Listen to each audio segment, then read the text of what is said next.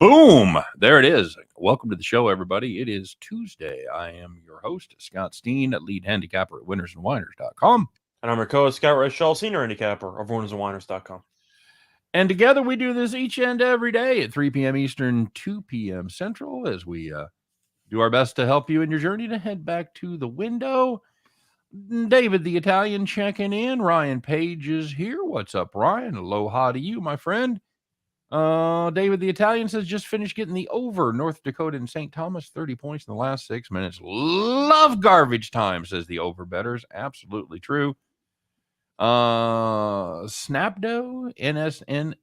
SNPDO, not enough vowels there for me, said 50,000 units on Juwan Howard. Yeah, we did call that pretty well. I don't think that took any great prognosticating skills to say that he was going to be suspended for the rest of the year, but we did get that one right. Not to take a victory lap or anything, but really wasn't much else they could do with him, Scott. They weren't going to fire him on the spot for the rest of his contract, and they weren't going to let him coach. So it really weren't a ton of options left. I think the only option that you could have had was to include the conference tournament and maybe the NCAA tournament, even though the odds of them making that are like 2% at this point. Like it's pretty low. Yep. But I guess you could have made an argument including conference tournament. I'm not surprised. No. I mean, we called this to a T. Yeah, not a lot of options there. By the way, everybody, happy, I don't even know what you call this. Deuces are wild day, Scott? I believe 5 deuces with the wild card would get you a pretty decent payout at the video poker game. Yeah, that would hit you okay. It is 2:22:22, and even though it's past the time there in the Eastern zone, here in about 20 minutes, it'll be 2:22 on 2/22/22 on Tuesday. Go fish. All I know is I just need to go have 2 tacos somewhere. So there you go. Hopefully doesn't punch a coach in the NIT. I don't think he's going to be coaching in the NIT. I think he's done for the rest of the year, postseason. He can't come back for the postseason, can he?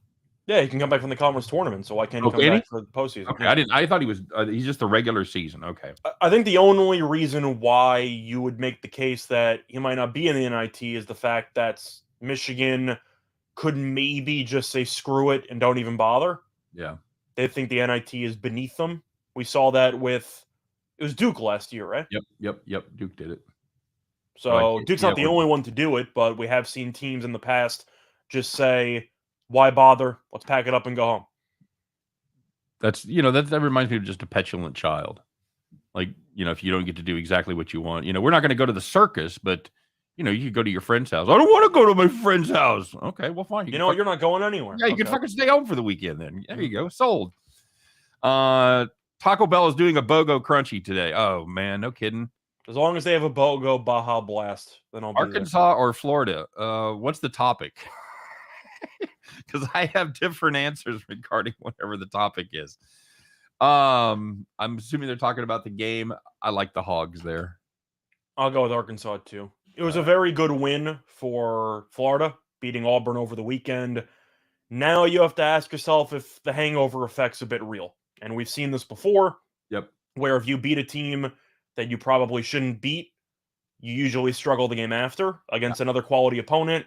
Arkansas isn't an amazing team by any means, but they're better than Florida. And I do question if Florida, after getting the tournament win that it needed, because I think we'd agree since it beat Auburn, unless they fully implode, they're probably going dancing now. Probably. So because of that, I do think they'll be a little bit flat, so to speak. The drinks they were having over the weekend were not flat, but I'm sure that they will be flat in this game. I'll take Arkansas. Yeah, I agreed. Somebody congratulating me on my day yesterday. Yeah, we went 5-1 again, including the farm. Missed on one of the premiums, but we did hit all 3 on the play of the day. So yeah, we're definitely happy about that. Put another bad number up that didn't matter. I put up 131.5 instead of 137.5. So I was transcribing it off my notes, and fucking can't read the difference between a 1 and a 7. So yay for me. I also know that you said you liked the Seattle under to end the night last night, and that got did. Yep, it did. So the only thing we missed out on was Indiana State and Drake, and Indiana State just couldn't pull any of their weight at all. So other than that, Bama tonight, Scott, against Vandy. Yeah. I don't particularly like this Vandy team, but They're sneaky on occasion. I I was don't know. going to say Bama's just so bad on the road. Oh, they've I been like the awful. over. If I had to go with my favorite play, I just see a track meet breaking out. I think you'll see a fair share of points, but I think I'm going to go with Vandy. Alabama's actually on my grid, I believe, as an overplay. I didn't love it, so I didn't put it out there. But I'd look at the over as my I do favorite play have on it that. over. I do have the over there as one of my plays of the day. Sorry, buddy. Okay. Yeah, I got Alabama and Vandy over 151. So I'd go with the over as my favorite play, but I'll take a spin with Vandy. I've seen Bama too many times on the road. I mean, 2-6 straight up, 2-5-1 ATS. They're 2-8 ATS in the last 10 games in general. It might be a decent spot to take Vandy, especially after the line ended up moving from 3 to 4.5. yep. I don't think there's any rush to take this. If it goes to 5, then I do think taking Bama at that point would be a complete waste of time. He's already missed about 1.5, 2 points of line movement. I don't mind a buyback play on Vandy. You? Nope, not a bit. Somebody asking about the total in the Michigan State game. I was part of the consensus. We're now doing a consensus pick for winners and whiners for the I don't know, the upper management. I don't know, whatever we call it. I'm assuming you're going to keep that for the tournament as well. Do what? I think I don't know. I have no idea, dude. They tell me and I go, okay, cool. Fair enough. But I took the over there in the Michigan State game. Your thoughts on that one? It's a tough one. I'm going to lean to the under just because I like Michigan State plus the points personally. I just think that it's a few too many. And Michigan State, if they're going to cover, I think will at least slow down Iowa to some degree. So I'm going to look towards an under. I think it might be correlated, but I like Michigan State plus the points. Okay, very good. Ducks to score first tonight. They've been great at scoring first this year. I think you've actually answered your own question, Zach. Unless, Rachel, have you done any research about scoring first? I have not, because on the Ducks? Truth is I've kind of been, I don't want to say slacking with hockey, but they came back from the All-Star break, and I just really have not been following that much. Plus, since the Islanders are bad, I kind of go out of my way to avoid hockey every now and then, if you know what I mean. Yeah. But Anaheim's been definitely a solid team to make some money off of this season. They're not great overall, but they've cashed some nice plus prices. San Jose is definitely worse than them. And if you want to look at the goalie department, of course, you got to assume, or at least check to confirm, who's going to be in net. But San Jose doesn't really have many guys in net. Of course, Anaheim does have Gibson.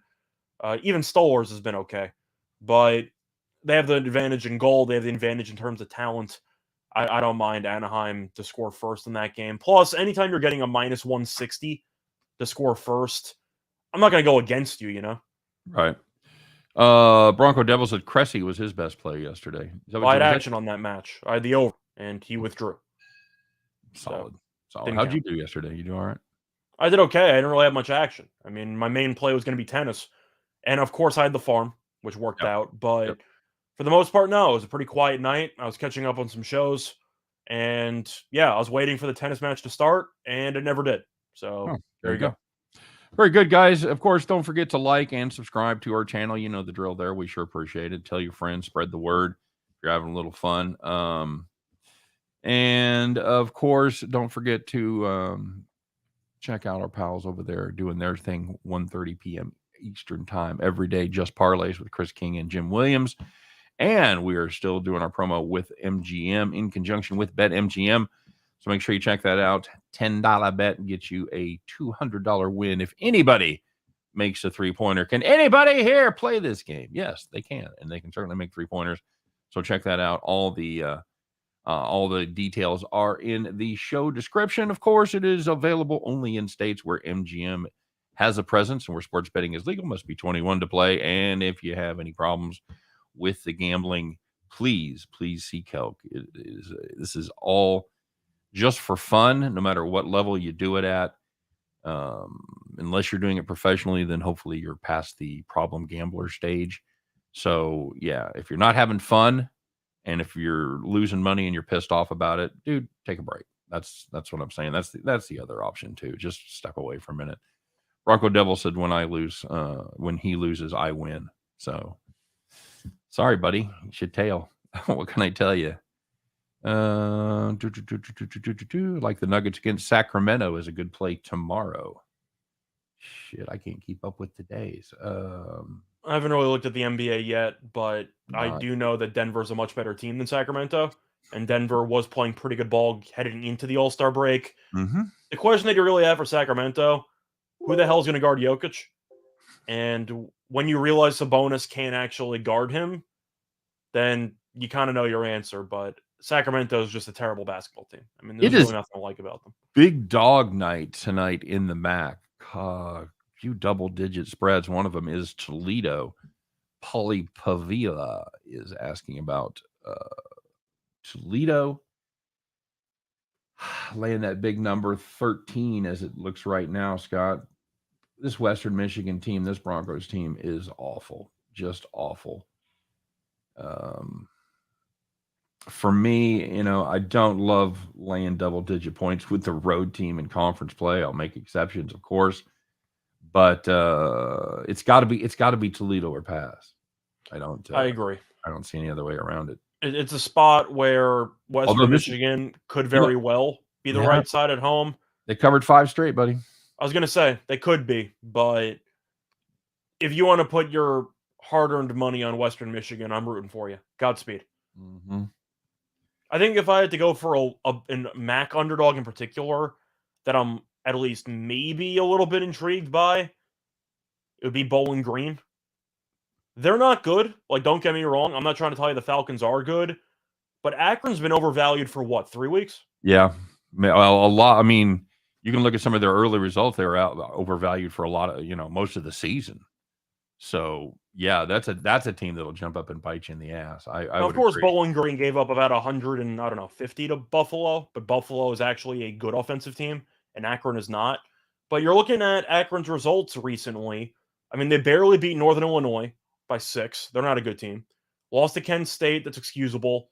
Lost outright to Western Michigan. They lost at home to Northern Illinois, and then they ended up beating Eastern Michigan handily. And Eastern Michigan is either the worst team in the conference or the second worst, but Bowling Green is not good. I do think they can keep this game close. It's mostly just daring Akron to actually cover 8 here when they've really been playing underwhelming basketball for about a month. So I'm not telling you that I'm taking Bowling Green money line or anything like that, but if you do want one underdog play in the MAC in particular, I don't mind looking at Bowling Green. Yeah, I'm okay with that. That's probably my favorite dog. Bronco Devils must be going to a funeral or just big Johnny Cash fans with the black shirts. This is actually green. This is like Kelly green. I think mine's technically gray, but I'm not even sure. There you go. But I am a Johnny Cash fan, not going to a funeral. Ryan Page, Yale laying 3 at Dartmouth tonight. You know what? Oh, we're back. We're doing this BS again. Fucking Ivy League is dead to me. Damn it, Dartmouth. At least you had to ruin the farm streak. You had to do it. Damn it. You want to get behind Dartmouth here, buddy?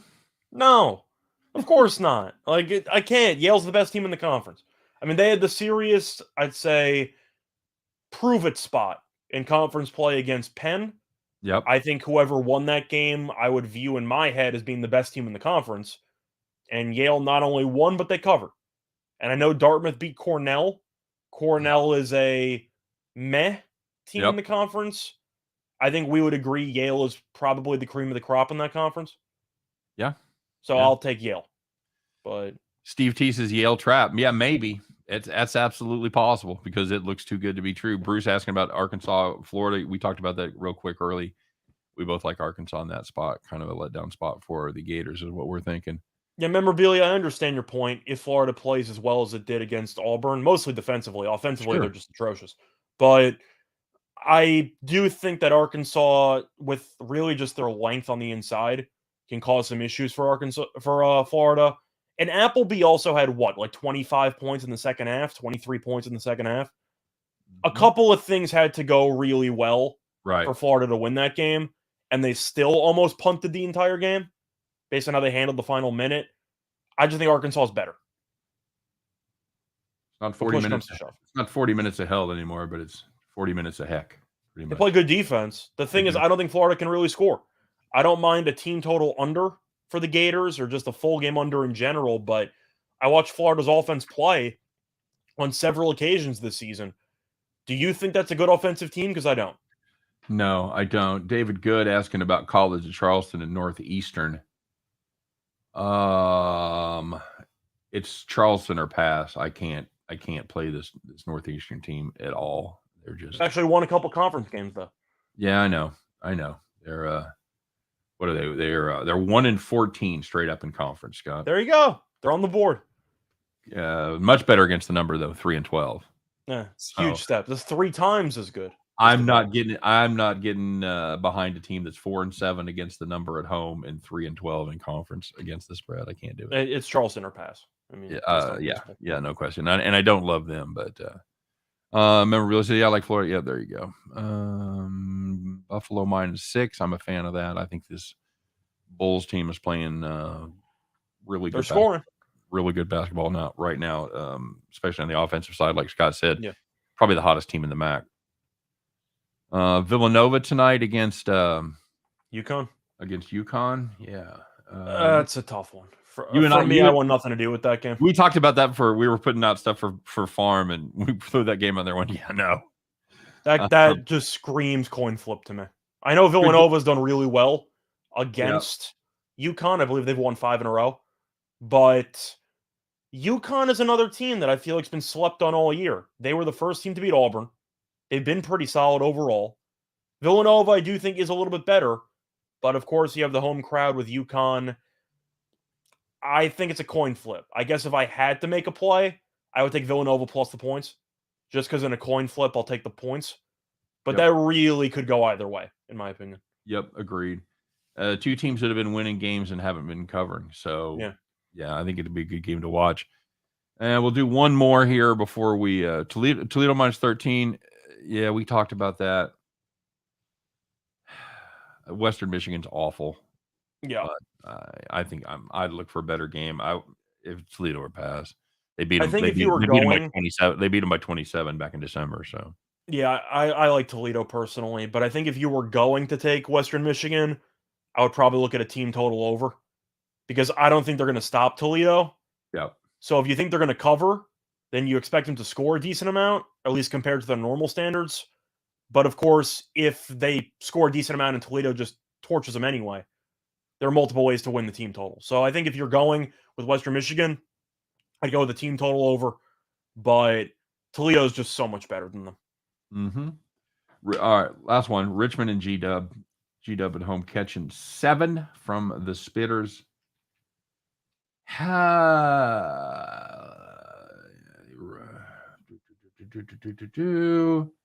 You know, this is a G-Dub team that's again doesn't win a ton, but they cover a ton. They have. I'm going with George Washington. I got to. They've covered 8 of their last 9. This Richmond team, you know, you thought you might have something there, and I liked them. I don't think I took it in public. I think I took just a personal play on this against Vacom, and they just didn't show up. 57 points is a 3-point dog. So yeah, not good at all. George Washington, though, in general, they've won 5 of the last 7, playing pretty good ball. Mm-hmm. Richmond's better, but George Washington at home has been able to hang around. I mean, I think we would both agree Davidson's a better team than Richmond. Would you agree? Yes. And George Washington only lost to them at home by 5. So I think they can keep this game close. I'll go with the Colonels. Somebody talking about injuries for tonight in the UConn game for Nova. I've got Koku. I don't see many extreme injuries. It seems like both teams are relatively healthy. You guys have any insight on betting college baseball or good sources of information for betting this market? It's actually funny you brought that up, Jacob, because I was starting to look into college baseball a little bit. Now, of course, the issue when you're trying to pick up a new league or a new sport, you don't know where the hell to start, which is kind of your question. I might have to take a rain check on that, but I'm working on it. So, Jacob, I have a friend of mine is very successful at it. I'll have to touch base with him. He lives down in the South where it's huge. It starts up in February or whatever, and so I'll check for some insights. We may be talking about that a lot if the major leagues can't get their shit together. So, by the way, my early, at least, I'd say betting point from college baseball. Yep. Fade Pine Bluff, whoever the hell they're playing. They're playing on the SEC. I believe they're playing Mississippi State now. They were down 8-0 after the first inning. That's They're down not like good. 17-1. I think Arkansas scored 30-something against them the other day. Just like fade that team. There you go. Fade Pine Bluff. Good tip, buddy. Hey, don't forget, one more time, like and subscribe, or there's going to be 2 dunk contests last year. God, what was worse, the dunk contest or the skills contest? The team skills contest, I don't get. I understand you're trying to make new rules to try to make it more enticing. Mhm. Did anyone ever complain about the skills competition? Because I wasn't complaining about it. Nope. That was just weird. All right. They shouldn't have changed the 3-point contest either. Like, I really need a green Mountain Dew ball for 3 points and a full money ball rack. Can we just keep it the usual way? I agree. All right, let's take a look, see what happened yesterday, Scott. Let's find out the happy, the sad, the winners, the whiners, who took it in the shorts, and who took it to the bank. It is time for the Tuesday edition of Call the Cops. All right, very good. If you had Indiana plus the 6, hang on, I'm getting to, there we go. If you had, oh god, this was so bad. So bad. Total was also in question, but this one was worse. If you had the Hoosier Daddies plus 6, they led by 2 with less than 10 seconds left. Pretty good spot to be in, wouldn't you say? Some questionable things happened in the last 10 seconds, but what you need to know, Ohio State had a game-tying dunk. Game went to overtime. You got 6 in overtime. You're still feeling pretty good. Well, that stopped pretty goddamn fast because Indiana got scored 17-6 in the extra frame. They lose by 11. Sorry, Hoosiers. Not good. Call the cops. And looking at Georgia Tech and Syracuse in our college basketball under overtime portion, if you had the under 146.5 in that Syracuse game, you only had 126. Got it right. Regulation, 63-63. You're still about 21 points clear, 20 points clear. You know, you can maybe survive in overtime. Maybe. You didn't. They scored exactly 21 points in overtime. Game went over by a hook. Not good. Not good. So, Scott, if you had the Jets plus 1.5 on the reverse puck line against the Flames, you're pretty good shape. You got a tie game. You got a minute left. You're pretty much where you want to be. Go ahead and put up a goal. I don't even care if we lose. I got 1.5. But what you don't want to have happen, Scott, you don't want to have the Flames score a goal and then pull your goalie and then have them score another goal. And that's exactly what happened. The Jets, they lose by 2 in the final minute. Congratulations. Tear that ticket up, Winnipeg fans. It is worthless. All you can do, call the cops. I remember we talked about the game on the air yesterday. We liked Calgary. My favorite play was Winnipeg team total under, just because Calgary's defense has been fantastic for the last couple of weeks. The Jets scored 1, so I'm assuming the team total went under. Sounds pretty plausible to me, sir. All right, very good. And for every loser, there must be a winner. So let's talk about the good news. Let's talk about the winners. Stop talking about the whiners. You know who you are. You had it capped perfectly, and there was no overtime to screw you. No shenanigans in the second half. Just a good, solid winner because you were sitting in the rocking chair. By the way, Lawrence, the Arizona State plus 13.5 was an honorable mention for Call the Cops. I actually wrote it up, and then I ended up replacing it. So that actually was on there, but I took it off. So anyway, looking at the rocking chair, if you had the Canadiens on the money line, plus 320. 3 in a row. Maple Leafs. 3 in a row. Yeah, led 2-0 after the first period, led 5-0 after the second period, and they won 5-2.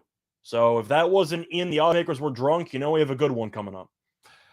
It's a warm San Francisco night. If you had the Dons, never crossed the Dons, Scott. If you had the Dons minus 12.5 against Pacific, we had the over there. That was a nice, easy winner.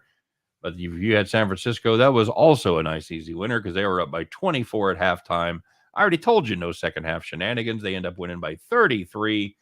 Congratulations, Dons fans. You were sitting in the rocking chair. And the last one, if you had Middle Tennessee State -5 against UTEP, led by 13 at the half and won by 18. So talked about the game yesterday. It's very tough to fade teams that are undefeated at home. And Middle Tennessee, very, very good at home. Yep. They were outstanding everywhere to start the season, and now they're just really good on the road. Are the Blue Raiders. Very good. All right. Is anybody asking us about anything here? Only an idiot could get on Pacific. Oh, David, I'm sure you had lots of company out there. Middle Tennessee, another good play. Roland, Michigan State. Scott and I differ on that. He likes Michigan State in the points. I like Iowa laying the points. I think it makes sense Iowa's favored because, of course, they have been good at home. Michigan State's been struggling. 6 just seems like a ton to me, especially since Iowa occasionally will stumble around and make games more interesting than they should be. I think Michigan State can hang around and lose by 3. Yeah, I just don't love them in that spot. I don't love them on the road there. Fair. But it's the Big Ten. Anything can happen. It really can. Hey, let's take a look at find out. The odds makers were on yesterday, Scott. They did a pretty good job on a lot of them. Arizona State, looking at you, as that was 14 in most spots. If you had 13 and a half, yikes, sorry very much. But the odds makers, when it came to this game in the Big 12, you definitely, I think the word I'm looking for here is you were drunk. So yeah, this is the Big 12. This was the Baylor Oklahoma State game. They had the total at 139, and you're looking at it and you go, well, that seems a little high. Well, guess what? It was, because this game landed 130 after overtime. So yeah, Baylor Oklahoma State, not pretty at all. Odds makers, come on, do better. You got Baylor involved. You got to get that one right. I actually watched a decent amount of it. Flagler ended up playing. Baylor would have gotten killed if he didn't play because he had basically 30 points. I believe he scored like half of their team's points. But it was a very good game. Oklahoma State had a buzzer beater to win it, which beat the buzzer. Unfortunately, there was also a shot clock buzzer, and it did not beat the shot clock. So that would have won the game for Oklahoma State, but didn't matter. Oklahoma State covered. They didn't get the job done on the money line. But as for the total, it was really never in doubt. Yep, very good. Bruce likes Kent State tonight. Pitt versus Miami. Did the Bruins hit the Avalanche? They killed them like 5-1. Very good. Is that Ryan? Is that you that called that? Because I know somebody definitely called it. Said that was the. I think they called it midway through the game, but correct. Oh, that's right, because it was already going on. That's Yeah. right. How do we like Akron tonight, Scott? You talked about that game earlier. Well, I'm going to talk about the game that you were in the middle of talking about first, which was Pittsburgh-Miami. Yeah, sorry. I'm going with Miami in that one. It's a spot where I'm looking at a situation where Pittsburgh beat North Carolina. You think, maybe this team might have something for the final back half. Maybe it's a sleeper team. And then they lose at home to Georgia Tech. And you're right back to where you started. So the way I see it is that Pittsburgh had one really good outlier game against North Carolina, but they still suck. Miami's actually been good on the road. I believe they're 7-2 straight up and ATS on the highway. Correct. I'm going to go with Miami, just because even though Pittsburgh beat North Carolina, I do think every now and then the stars align, you win a game like that. Pittsburgh just sucks. I'll take Miami. I know they do. My problem is Miami is been a terrible team as a favorite. They're 6-11 against the number. So I'm curious how Pitt is as a dog.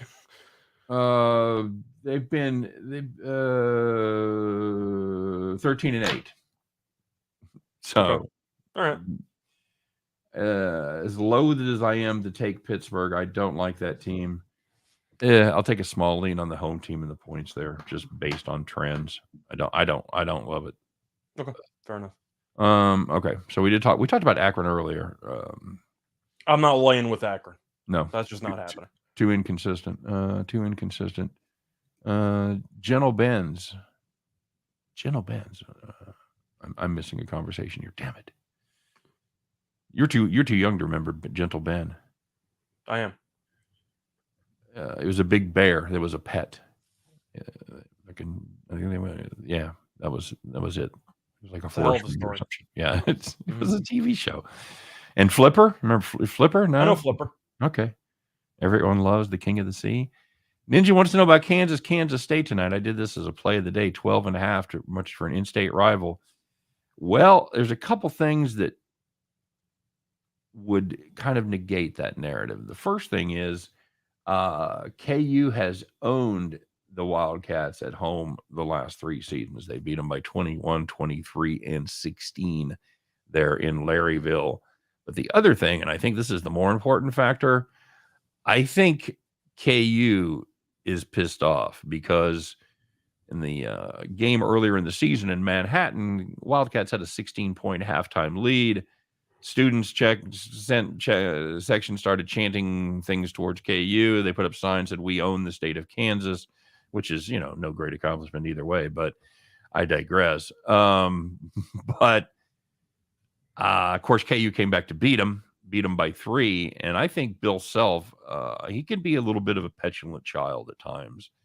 And I think this team is salty. I think they want to put a Wildcat to beat down on K-State. So here's my prediction. K-State's either going to miraculously keep it close, as they have done in the past in Lawrence, or it's going to be an absolute blowout. It's going to could be 20 plus.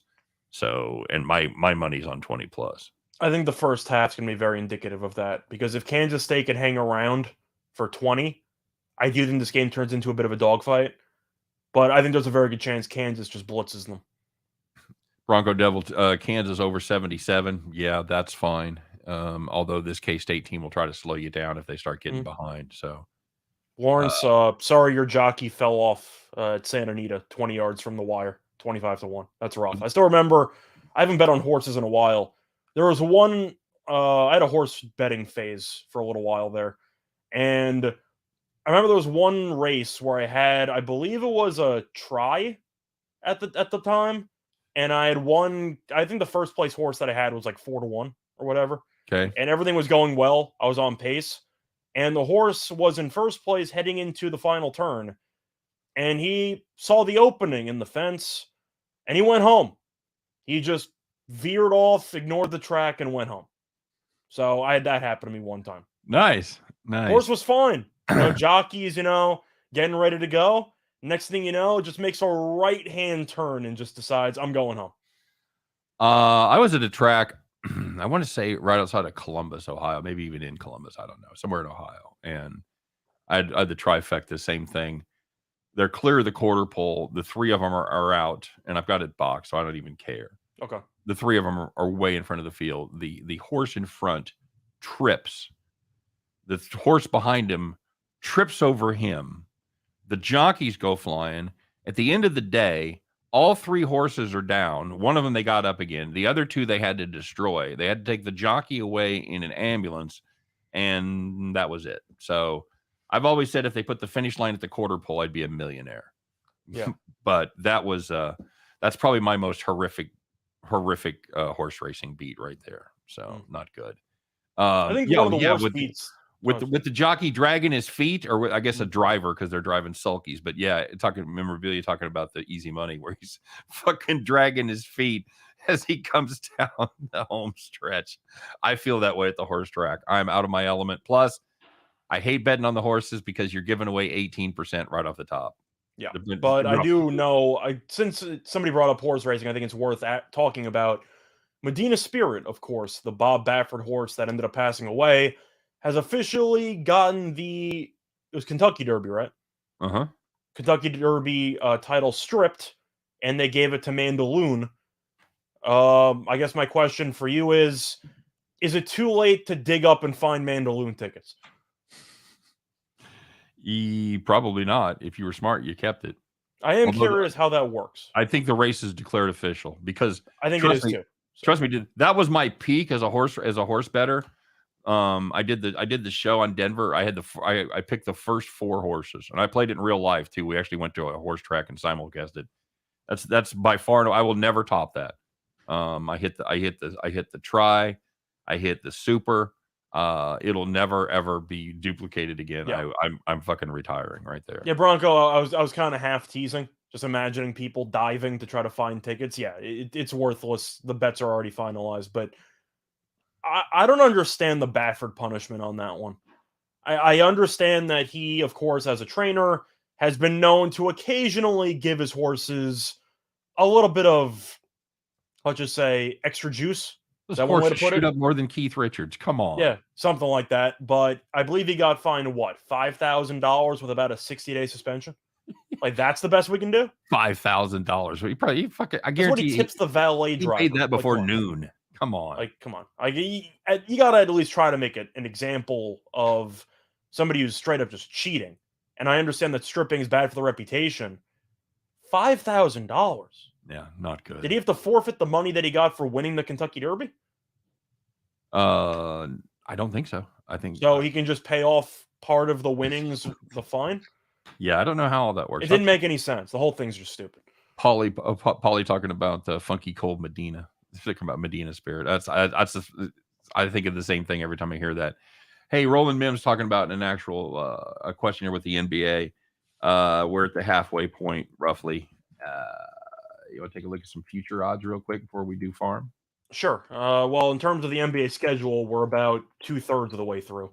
That's what. Yeah, they're even worse than the baseball, which is not the halfway point either. But yeah, the All-Star break, you look up, there's 20-something games left, and you're just going, what just happened? Why are we 60 games through? I'm just happy that I get my 4 days off this year with the with basketball not playing into July. It's just really helpful for me. As far as the futures go, well, let's look at overall championship odds. Of course, the Warriors, Suns are your big favorites there. They should be. Nets are still favored to come out of the East. Scott, do you see that? No. And the argument is that we still have to wait and see how KD looks with Kyrie and Ben Simmons. The supporting cast got better. The key word, if. There's a lot of ifs in that sentence. So, no, I'm not a fan of the Nets that come out of the East. But even before they traded Harden, if you remember, I was anti-Nets futures from basically the second week of the season. I just think that they're completely mispriced. I think there's two teams worth betting on right now in the East. And for me, those two are going to be, in any particular order, Miami and Milwaukee. I think those are the best two teams. Philly, you can make a case for. I don't need to see James Harden and Doc Rivers in a 7-game series to know that's going to go horribly wrong. So I'm expecting Philly to fall apart. You can maybe make a case for Chicago. I don't see it, especially if Levine is potentially not going to stay healthy. I know he's coming back. I still have question marks, but Chicago's been a good team. I still think they're maybe a year away, but my two picks to come out of the East would be Milwaukee and Miami. You? Well, yeah, I told you what I've got. I got Milwaukee and the 76ers, but the thing about the Heat, you're getting a better price. You're getting 1,200, so I don't hate that. If I'm going to take a 22 team, I'm going to take the Grizzlies instead of the Bulls. Grizzlies and Bulls are both 2,200. I want to root for the Cavs at 25-1, but I really think they're just too young. No, I think with any team with the superstar, we saw with Atlanta last year with Trae Young, with Ja Morant. I think you've got a puncher's chance, man. And again, that team rebounds. That team again. And I think that's the issue with Cleveland is that even though they have a very good all-around team, their roster reminds me of the Atlanta Hawks from the Budenholzer era. They had 4 All-Stars. They had like Jeff Teague, Kyle Korver, Paul Millsap, those guys, Horford. They just didn't have a superstar. Right. And eventually they ran into a team that had a legitimate best player on the court by far, and they got buried.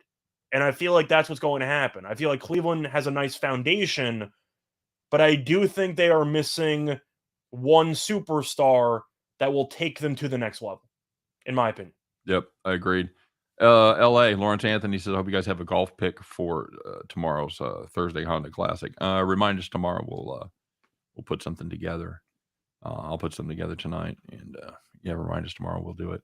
You know, the field isn't that great when Im is the favorite at 10-1. That's, it's a pretty weak field. I reached out to one of my commenters that plays a lot of golf matchups and see if he wanted to do a special segment on the show. But as with many people in the quote unquote real world, he has a real world job. And oddly enough, 2:00 in the afternoon on a random weekday doesn't really fit well with his work schedule. So not a stunning development, but it's a shame because he does do a lot of a real good handicapping when it comes to golf. I'd like to be a golf expert, Scott. I really would, because I think there's some soft markets on occasion to be had. Bronco Devil says, love playing the matchups. Yeah, dude, that's where the money is. No question at all. I'm too busy zoomed in on NASCAR matchups, personally. Tomorrow's Bet the Farm is golf. Tomorrow's Bet the Farm is not golf. I can almost assure you of that. Yeah, Ryan, I understand where you're coming from. I disagree with the comparison because Rodgers actually won a title. Hart hasn't won anything. No. He hasn't made it. He made it to one NBA Finals as a bench player in Oklahoma City. Like, I'm trying to think of a good comparison there for an NFL quarterback. Lamar Jackson? Yeah, that's not bad. That's won an MVP, successful regular season. Playoffs come around, you could probably name 5-10 other superstar quarterbacks you'd rather have. So if I was comparing Hart to anybody in the NFL for quarterbacks, I can't compare him to Rodgers because Rodgers won something. I'll compare him to Lamar. Yep. Brandon, that's exactly who it was. That's exactly what it was. Bryce Multaney says, can we touch base on the Mountain West matchups? Yeah, we'll do that real fast. UNLV Nevada. I know that Allie was on Chris King's show yesterday. I heard him talking about it today, and she loves a UNLV here. So you can't go broke fading Nevada. So I'm a big fan of Bryce Hamilton. For what it's worth, yeah. Good player. Now, the real thing for a sports gambler is on my bucket list.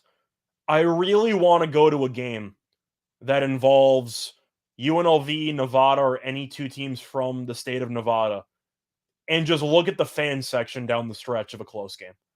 I just want to see the reactions from the betting slips. Because you know who has what. You know, most of the people that are there aren't really rooting for the team. They're rooting for the number. So I do kind of want to see that firsthand, how the fans are reacting for random foul calls from 60 feet out with like a minute to go. I think that's going to be very entertaining stuff. San Diego State, Boise State play. This number has come up. I liked the over when it was down in the teens because this has been a drastic overreaction to this 42-37 game they played back in January. Can you say that score again? 42-37. Yeah. Not good. Yeah, not good, Bob. So obviously that one went under. But after that, this is a Boise State team that can actually score some points. Now, San Diego State, I think statistically still has the number one defense according to Ken Palm. So it may not be a bad buy low spot there, although at 121, I'm a little less interested. As far as the side goes, I'll take Boise State. Fresno State, Air Force. Scott, you like watch paint drying? Because that's what you're going to get there. I feel like I'm obligated to lean to Air Force and the under. Mm-hmm. It's 117.5, so make sure you bring a shield for the rock fight. But I'm going with Air Force plus the points. If I'm not sure either of these teams are going to get to 60, I'm taking the points. I just have to. You got to. Fresno State, slowest team in the country. Doesn't surprise me. Bar none.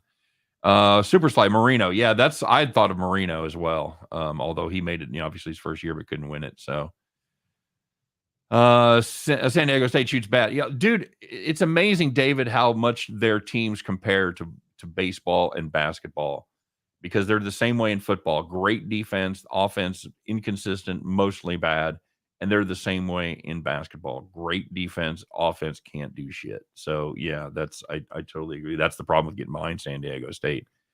Golf is the second hardest sport. I mean, to play or to bet?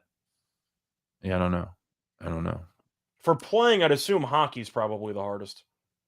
Just because you're constantly getting smacked by 250-pound guys. Like that. Hockey, I can imagine being brutal to play, at least professionally. Yep, agreed. Air Force players no linear stat. That's funny. Ninja Kansas State over 141. I don't know what you're going to get out of Kansas State. We talked about it there. I like the team total over KU better. If you want to play an over, take the KU team total over, because I don't think it's going to get to 141 without them going over 177. Right? I mean, without them going over 77. So. All right, let's get a rock and rolling here, buddy. It is time. It is Tuesday. It is lucky 222. It is Palindrome Tuesday, whatever you want to call it. Hope everybody eats some tacos. Whatever, man. Have a great day. Let's find out, Scott. Yeah, it's that time, everybody. Once again, it is time to put on your overalls. It's your fancy good luck overalls. Put those on. Put both straps on. You could be going out. Your collared overalls. You're collared over. Pop that collar on your overalls. Very good. It's time to put on your. By the way, Scott, I told you before the show, we found John Deere straw hats. I expect to have them from Amazon momentarily. So we will be adding hats to the Bet the Farm segment. Hopefully, the show has the budget to add a couple of hats, so we'll be putting those on. But for now, put on your imaginary straw hat. Climb aboard your John Deere. Get those keys out, the ones with the lucky rabbit foot. Put them in and fire that bad boy up because, kids, it's time to bet the farm.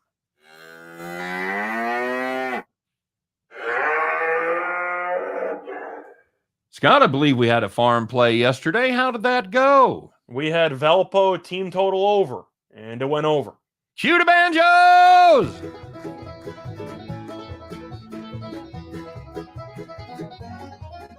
Yeehaw. I want everybody to know that this is the kind of high quality capping that goes into this pick, because you and I looked at that game. We zeroed in on it. We talked about the team total under for Indiana State, right? Evansville. Or for Evansville, rather, the other bad team in that conference. For Evansville, and we didn't like that, and we didn't. We looked at the spread, and we didn't like that. We didn't like the Valpo defense. We do like that shitty Evansville defense and a decent Valpo offense. So we landed on the right side there. So yeah, I'll take a little victory lap for that. So all right, but this is all about what have you done for me lately, and we're going to find out today because we're moving to the SEC. Taking a look at my beloved Missouri Tigers going against the Tennessee Volunteers. Guys, we're going to fade the Tigers right here. We're going to take Tennessee minus the 10.5. That's right, on the road in Columbia against the Tigers. Why would you say would we do that? Well, for starters, Tennessee has won 5 of their last 6 games, while Missouri, they are in a Missouri tailspin. They have lost 8 of 10, and some of those have been horrific losses. Tennessee, the far superior team, loved by Ken Palm, 38th in offensive efficiency. And Missouri, meanwhile, ranks a 165. Tennessee, according to Ken Palm, this is where they really shine, 4th in defensive efficiency. Once again, Missouri, a little better than average, but not much at 135. And finally, our final nail in the coffin, if you will, Tennessee is 84th in rebounding, Missouri 170th. This is a team that is just much better than Mizzou, and Mizzou has a bad habit right now of getting behind and just saying, fuck it, we're done. So we like Tennessee. Yes, on the road. Yes, laying double digits. Yes, Missouri is bad. Give us the Tennessee Volunteers minus the 10.5. Thoughts? Plus, if you want to trend, Tennessee is actually very good as a road favorite. The Volunteers are 5-0 ATS in their last 5 games as a road favorite. There you go. A little something for everybody. So that's going to be our play for the day. That's going to be our show for the day. As always, thanks very much for stopping by. Somebody wanted to know if we're going to do a NASCAR show this week. Probably. I had fun. I think we're going to shoot for it. We're going to talk to Chris. I think Chris is up for it. So yeah, we have some fun doing that. It's a little more low key, a little more relaxed than this. Not the rigid format that we do now. But yeah, so we'll probably do that on Friday. Anyway, you guys have a great day. Thanks very much for watching. Of course, again, tell your friends. Don't forget to share it on social media, all that stuff. Like and subscribe, blah, blah, blah. Just win some money tonight. That's all we're saying. Go out there and have some fun, win some money. Thanks for checking us out. We do it every day. Make sure you come back by tomorrow, 3 p.m. Eastern, 2 p.m. Central. Scott and I will do our best to help you to head back to the window.